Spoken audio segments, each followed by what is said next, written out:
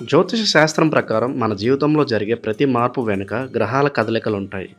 ఏప్రిల్లో ఒక ముఖ్యమైన మార్పు రాబోతుంది. ముఖ్యంగా ఏప్రిల్ 17వ తేదీన వచ్చే అమావాస్య రోజున అంతరిక్షంలో గ్రహాల స్థితిగతులు చాలా వింతగా మారబోతున్నాయి. ఈ మార్పుల వల్ల కొన్ని రాసుల వారికి చాలా ఇబ్బందులు ఎదురయ్యే అవకాశం ఉందని పండితులు స్పష్టం చేస్తున్నారు.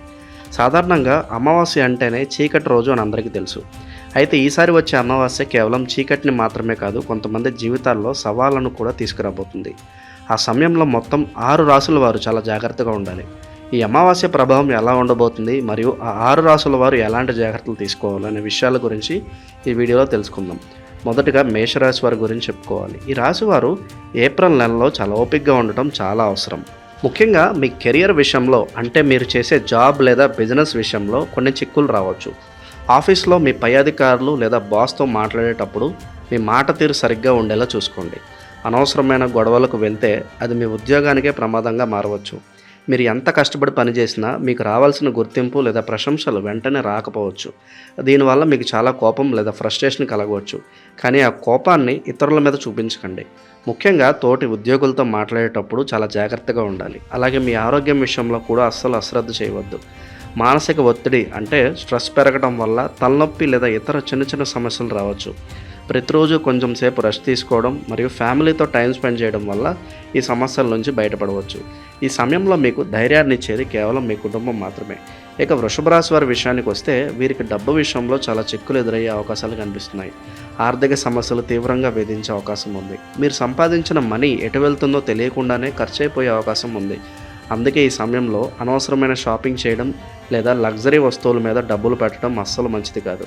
ముఖ్యంగా రియల్ ఎస్టేట్ లాంటి విషయాల్లో ఈ సమయాల్లో ఎలాంటి కొత్త పెట్టుబడులు చేయకండి. ఒకవేళ ఎవరైనా మీకు డబ్బులు అప్పుగా అడిగితే చాలా ఆలోచించి నిర్ణయం తీసుకోండి.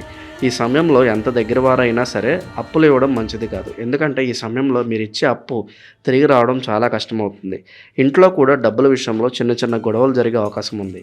కాబట్టి అందరితో ప్రశాంతంగా మాట్లాడండి. మీ సేవింగ్స్ మీద ఫోకస్ పెట్టడం ఈ సమయంలో మీకు చాలా హెల్ప్ అవుతుంది.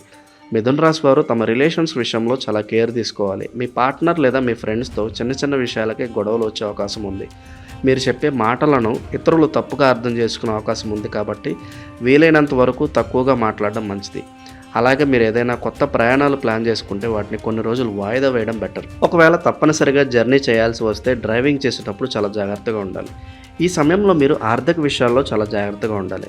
మీ పర్సనల్ సీక్రెట్స్ ఎవరికీ చెప్పకండి. ఎందుకంటే మీకు చాలా క్లోజ్ అనుకున్న వారే మీ రహస్యాలను ఇతరులకు చెప్పి మిమ్మల్ని ఇబ్బందుల్లోకి నెట్టవచ్చు. ఈ సమయంలో సోషల్ మీడియాకు కొంచెం దూరంగా ఉండటం మరియు మీ పనుల మీద మీరు ఫోకస్ చేయడం చాలా ముఖ్యం. కర్కాటక రాశి వారికి ఈ అమావాస్య వల్ల మానసిక సమస్యలు ఎదుర్కొనే అవకాశం ఉంది. అంటే ఎప్పుడు ఏదో తెలియని భయం లేదా టెన్షన్ మిమ్మల్ని ఇబ్బంది పెడుతుంది.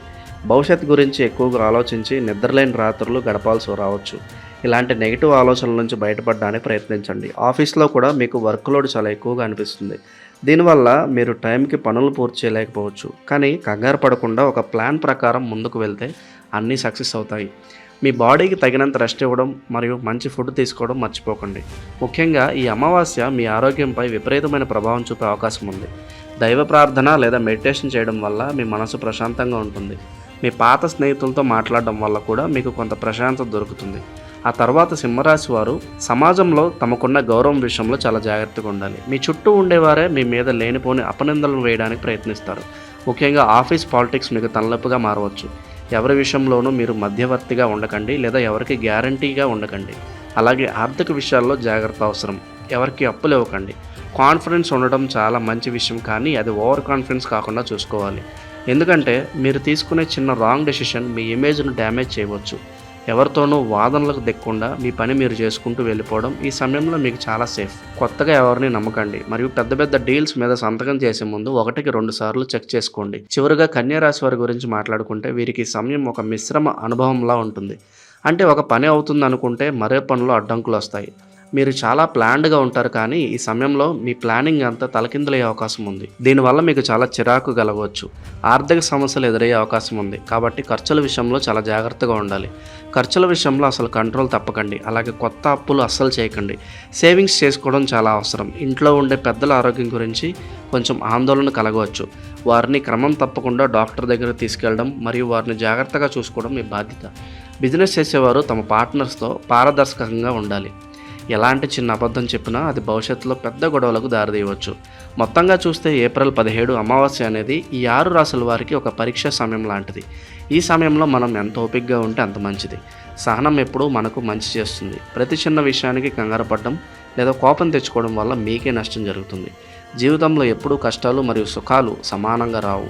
ఇది ఒక బ్యాడ్ టైం అనుకుని మనం కొంచెం జాగ్రత్తగా అడుగులు వేయాలి.